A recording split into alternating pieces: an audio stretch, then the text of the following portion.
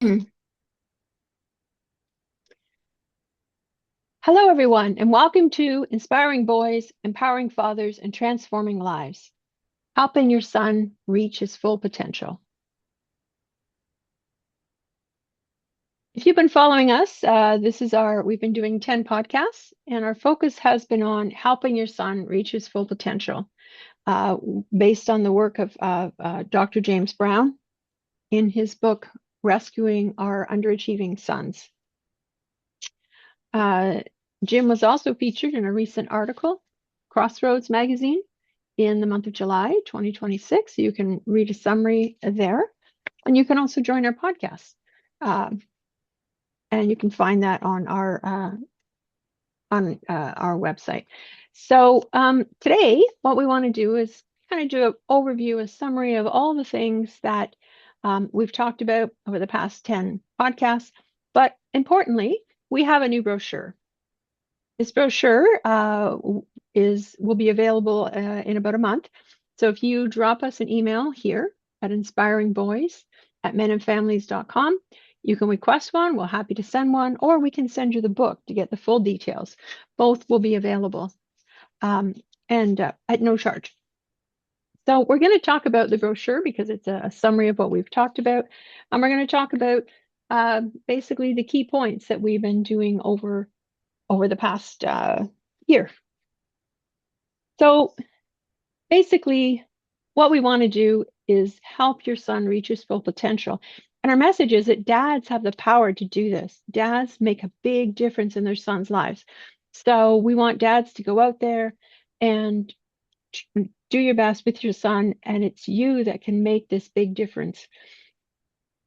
So my name's Lynda Yardley, and I'm here with Dr. James Brown. Jim, do you have anything to add? Good morning. Hi there, Lynda. This is really significant because dads do have the power to make a real difference in their sons' lives. And it's the message we have here is that um, people have all kinds of potential for things, but unless somebody does something about that, very often they don't reach that full potential. Partly because of what we do as parents, partly because of what society does, but also partly because of what the education system does. So we have to encourage, in this case, we're encouraging dads to help their sons reach that full potential. And Lynda has a son, I have sons. So we're conscious of that along with everything else. We can make a difference and we need to make a difference. Okay, Lynda, moving on. Okay.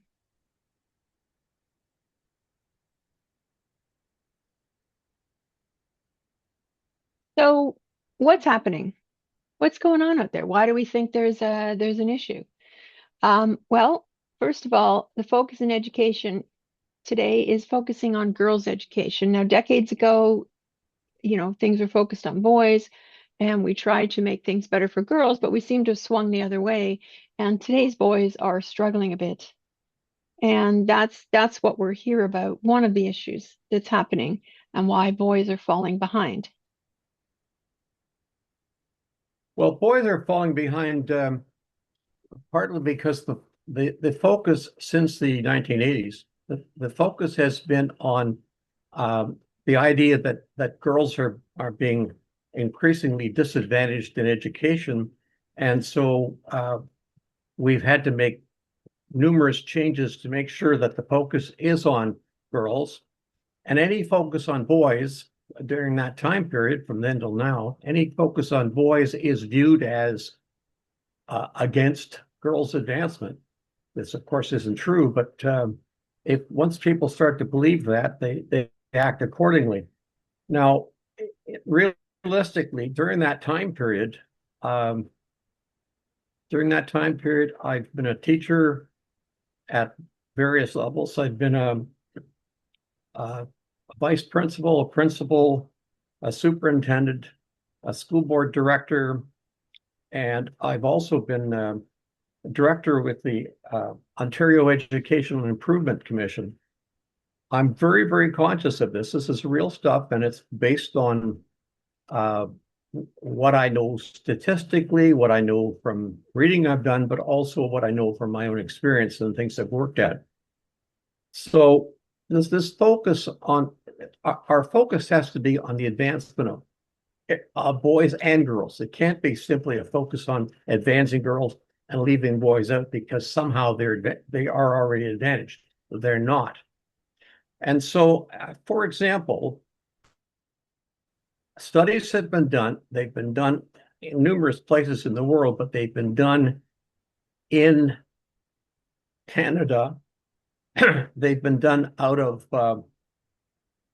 Queen's University in Ontario. And the results of these studies show that when student work is marked, boys often receive a lower mark than a girl receives. In other words, if it's a boy's name on the paper or a girl's, it gets a higher mark if there's a girl's name on it. And in terms of how students are treated, that's a factor as well. I'm not saying that people are going out of their way to distort things. I'm saying that people are caught up with the whole idea that girls are our target for advancement and boys aren't. And when I say that boys often receive lower marks than girls, that's true from studies done here in Ontario. I'm in Ontario. And also studies done in the US, studies done in the UK, studies done in Australia, down the list.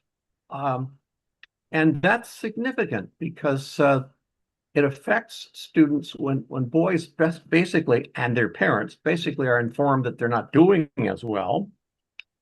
It affects, for some children, it affects them in terms of working harder, but in some, it means that they lower their aspirations. And this is really critical. Now, moving on from there, and parents of students in secondary schools are very conscious of this, that very often mentoring and leadership programs that are available only for girls. So we're going to take students on a field trip to learn about leadership in various occupations and so on, and only the girls go. The boys don't go. They're not, it's not for them. It's for this disadvantaged groups of girls. Well, when it's offered that way, boys are certainly dealing with disadvantages. So now we look at looking at this model we have here. We now look at girls are definitely being encouraged to enter non-traditional roles, and that's good. Nobody's arguing that. That's very good. But the question I have for you, Lynda, is, are boys, in fact, being encouraged to enter non-traditional roles for them? That's my question for you, Lynda. Well, that's a very good point. I think that we've all heard many times, at least I have in my profession. I come from, I'm an accountant and come from banking. And there was always an encouragement for girls in STEM, which is great, so women can get into the traditional business roles.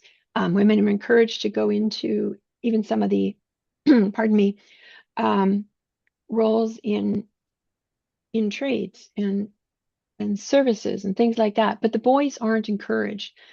So, for example, boys should be going to healthcare. There's, as we know, as this generation ages, there's a demand for more healthcare people. So, nursing, doctors, physiotherapists. There's all kinds of things that that boys can be trained in and go into.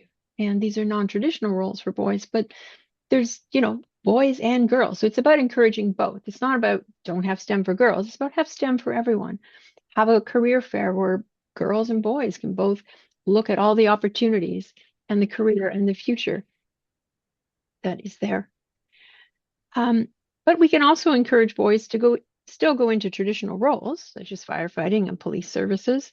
That's an option, and also into the trades. There is a big demand right now for trades, and that's an option. And if girls want to do that, that's fine too. But it's about making sure that everybody has equal opportunity, boys and girls. So, how do we know what we're saying is true? How do we know that boys are doing not as well as girls? So in Ontario, we have the EQOA tests in grade 3 and grade 6. That's all we have to measure at this time.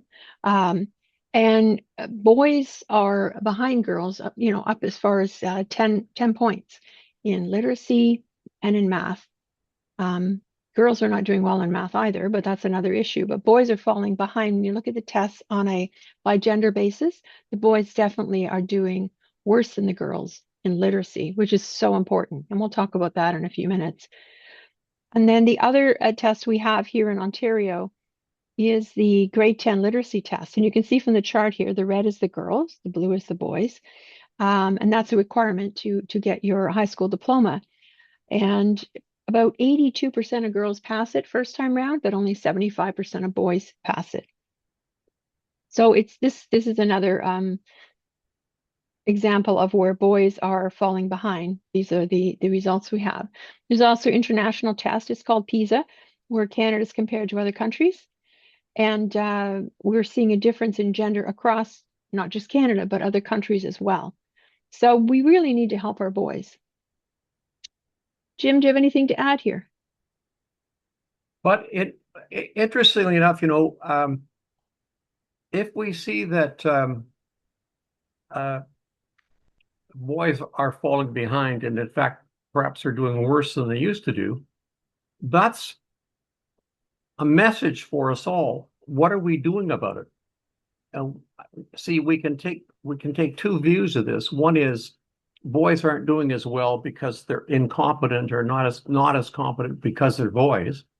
Or we can say there must be something wrong with what we're doing and how do we adjust that? So I'll give you a concrete example. When this actually happened to me, when a teacher says to me, I can tell which children aren't going to be doing well. I can tell by October which students are going to fail or aren't doing well. And then, of course, that's what plays out. My question is, or my comment is, it's really good that you can tell that early. And what do you do about it? And of course, the answer is, I don't do anything about it.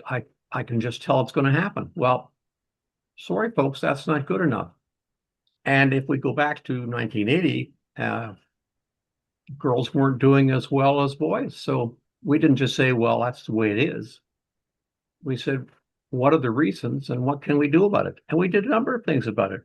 But we have to be recognizing the fact that we have to help all students, all children, to reach their potential. And if boys are at the moment the victims of all this, what are we doing about it? And that includes what are we doing to help parents, which is one of parents to help their sons.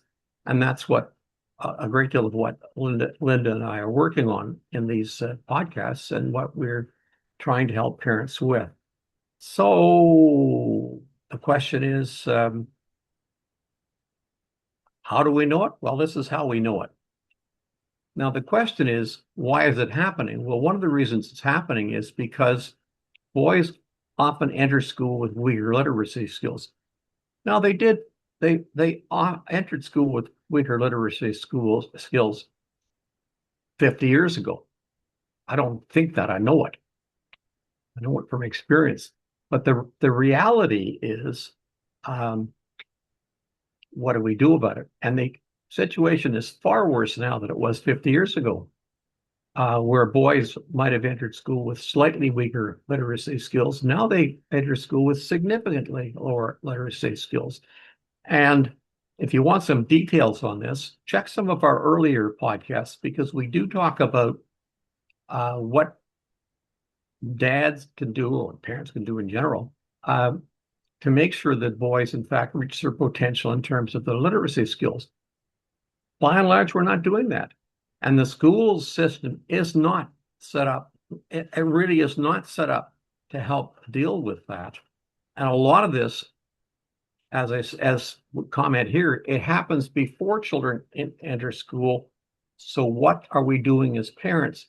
And what are we doing as a society to assist parents to ensure that children, in fact, are reaching their potential in terms of the literacy skills, which we're not doing. And I'm not going to go into a lot of detail now because I draw your attention to the fact that it has been mentioned in previous podcasts we've done. You may want to check back on those.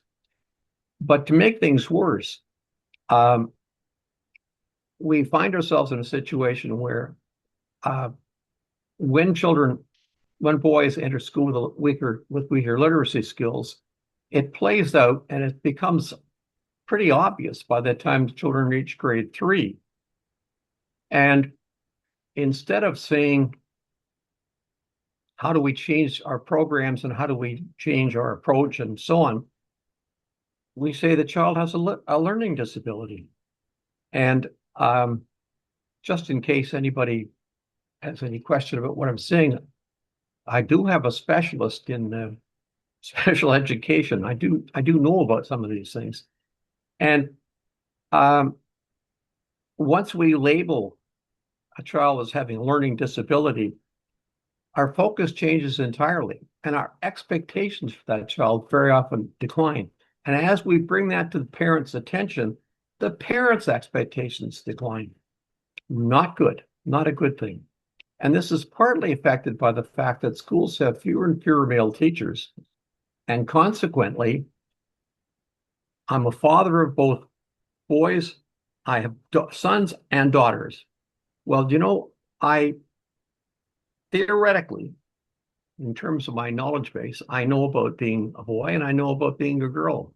But in reality, and we'll get down to where the rubber hits the road, so to speak, my experiences as a boy, and it's not as a girl. And consequently, it sure helps if your school system or the school your child attends, half the teachers are male and half are female. If, in fact, the school your child attends, all the teachers are female, there isn't much offered there in terms of dealing with the fact that what expectations are we setting for boys? What experiences are we providing for boys? So that's something as a parent we need to look at in terms of in how we encourage parents to bring this to the school system and our society in general's attention.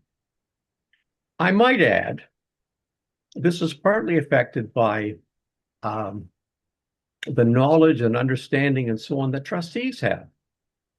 And I will point out to you that I've never been a trustee. I've been everything else in education, but I've never been a trustee. But Lynda is running for position as trustee, and you might keep that in mind because she knows things that most trustees don't. Over to you, Lynda. Oh, thank you, Jim. Yes, I'm running for the trustee position for the town of Whitby in Ontario, Durham District School Board, for the October election. And this has been very enlightening working with Jim to understand what's going on in the system. And I've also studied some other things like what's happening with technology and what I'm hearing from parents. I've been door to door knocking to people, knocking on doors, talking to people, and really learning from the ground what's going on. And we can talk about that in future podcasts. But yeah, so make sure you get out and vote for your trustee. Only a quarter of the people vote for the municipal elections, but you need to have a trustee that knows what they're doing and that can help support our school system because it's there's a lot of change needed that happens, and so we need to try and get the attention from the trustees and hopefully at the ministry level. So why is this important? The question is, I'm interrupting you. Sorry, Lynda. Sorry, go ahead. Why is it important? Why does it matter? Well, it matters a great deal because typical traditional male jobs are disappearing. The jobs that we sort of assume this is what boys do or men do, and this is what women do, a lot of those male jobs are disappearing. And the preparation for jobs in general is changing.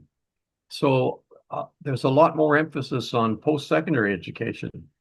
And post-secondary education is vital because our society is moving more and more to a knowledge-based economy from an agricultural or an economy based on production. A lot more of it is a knowledge base. So we've got to be conscious of that. So it's very important. And fewer boys are pursuing post-secondary education, believe it or not. For the first time in history in Canada, the percentage of boys going into post-secondary education is actually declining. I don't mean it's declining rapidly, but it's the first time it's ever been declining. It's always been increasing. Well, we need to be conscious of the fact we're doing something wrong if, in fact, more and more boys or fewer boys rather, are pursuing post-secondary education. And that's important because the evidence is clear that boys without post-secondary education are more likely to face long-term unemployment and lower wages.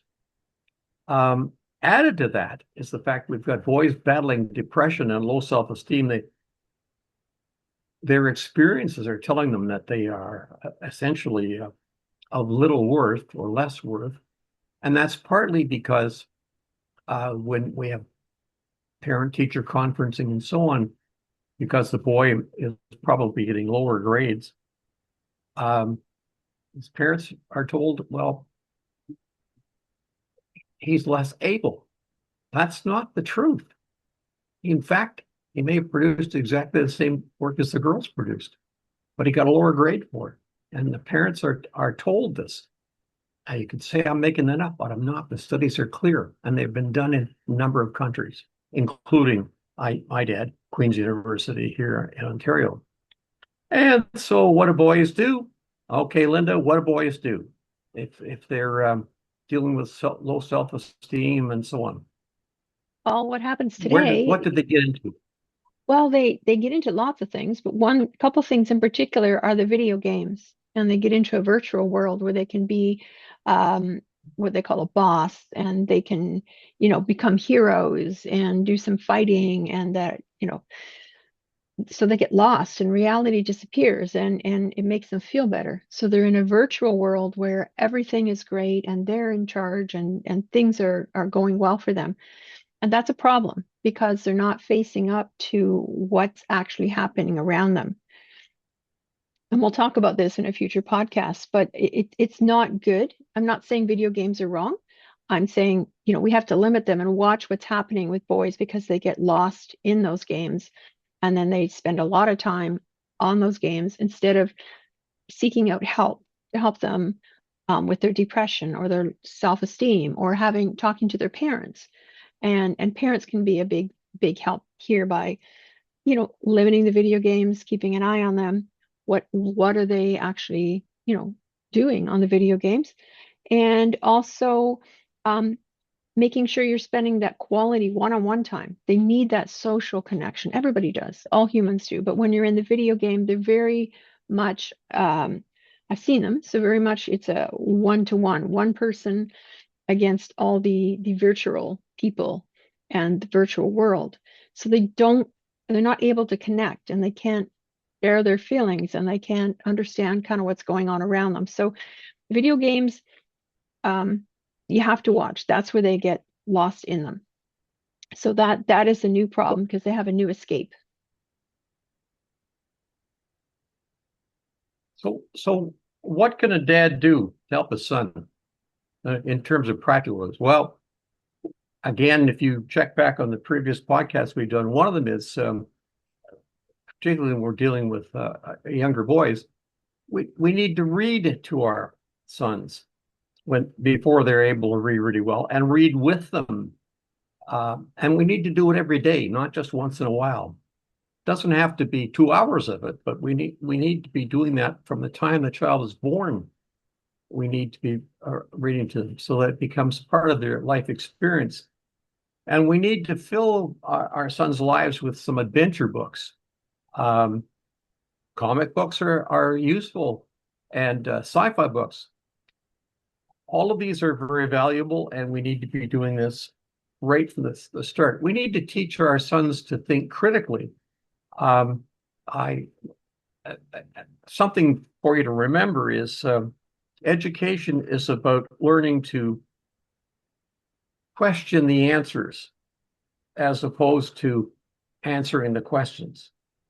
If you're simply going to give back the answer you were given in class, that's not critical thinking. That's memorization or whatever. What's critical is to be able to say, well, I don't know that. Thank you for the answer, but have you thought about? And I think we need to have our people do that. Now, studies done in Canada, again, uh, in British Columbia, um, talk about the value in asking our students, and this is from elementary school, secondary school, and so on, to the question, what did you learn today that was of value?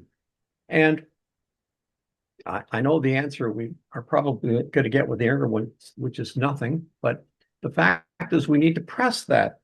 And over a fairly short period of time, the students begin to prioritize the value of what they in fact have learned. Think about what they've learned and prioritize it.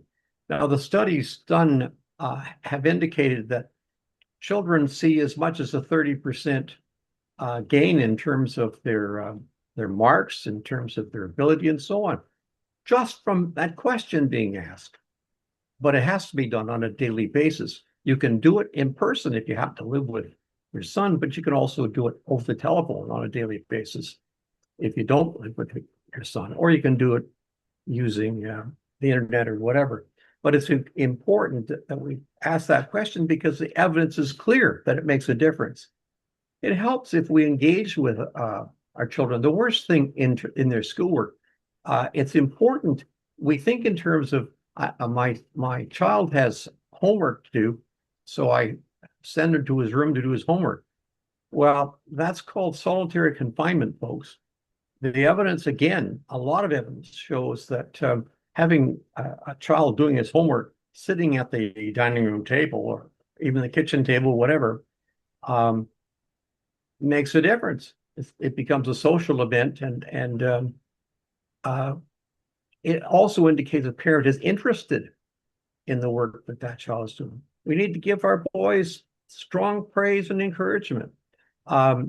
If he's being told, or if I'm being told that my son isn't producing at expected levels, well, what do I do to encourage that? Well, I need to do that. And I need to set high expectations, not decline my expectations because I've been told my child's not doing on the QAO or whatever, isn't doing as well as expectations. Well, set expectations for your child, not impossible ones, but set higher expectations. Don't get sucked into the idea that my child doesn't have it. That's not true. Sorry, it's not true. Meet with the teachers regularly, not just a couple of sets of parent-teacher interviews. They're not interviews, they're conferences. The teacher is hopefully an expert in education, but you as a parent, you're an expert on your child. So we need to be exchanging our experiences and our knowledge of these two situations back and forth. And finally, when girls are going off to deal with leadership sessions by going off to workplaces and so on, we need to make sure the boys are as well, that it's not just something for girls, it's for all students. And now we've come to, and Lynda, you're on, where can a dad go to learn more about this?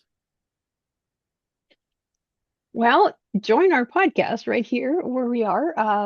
We have 10 of these. This is be number 11, but there's a QR code. There's the email right here where, well, obviously you're listening to the podcast, but you can reach us here. You can email us at inspiringboys@menandfamilies.org. Feel free to reach out with your questions. We want to hear from you, and we want to provide you with whatever, what information we can to help support you and give you suggestions. And of course, Jim's book, Rescuing Our Underachieving Sons. It's basically the basis for the past several podcasts. So Jim's happy to send you a copy and take a look at it. The research that supports what we're saying is in there. Jim has done extensive research. And as you mentioned, he's been in several roles across the education system. So if you get through that and you want to look a bit further, there's Dr. Warren Farrell, who wrote a book on the boy crisis. He's in the US and talks about what's happening there, and Of Men and Boys by Richard Reeves. So those are some resources you can turn to. But we're happy to chat with you or hear from you. You have suggestions for for what you'd like to talk about on the podcast. Happy to do that. Yeah. Jim, do you have anything Lynda and else I you are want not to? working at this. Lynda and I are not working at this as a moneymaker. We're working at No, this to try and help people help their sons to reach their potential. This is a passion that we have for helping people to do better. We're not doing this because we're looking to make money at it. We're certainly looking at this from the point of view of how can we help. absolutely. So that's why at the end of all of our podcasts, we give suggestions to you to help your sons. And, it's important. Literacy is so important, and to start before they get to school, as we've talked about many, many times. Anything else, Jim, before we sign off? No, I think this is sign off time, but we want to encourage parents dads particularly, to get involved with our uh, podcast series, because there are opportunities there for you to ask questions, to comment, and we are willing to send you free materials, whether it's a brochure or whether it's a book, and no cost. We're quite willing to do that. We're trying to help. Ah, Lynda, super. Well, thank you, Jim. And without all your experience and research and everything, we wouldn't have this information. So we're very grateful for Jim and for doing the podcast, so we can share those ideas and thoughts with you. And if you've tried out some of our ideas, we want to hear from you. If you want to come on the podcast and talk about how you tried those things with your son, we have other dads that have come on in the past. Again, give us a shout by email, and we'd be happy to hear from you. Thank you very much. Okay, thank you, Jim, and we'll see everyone next time. Take care.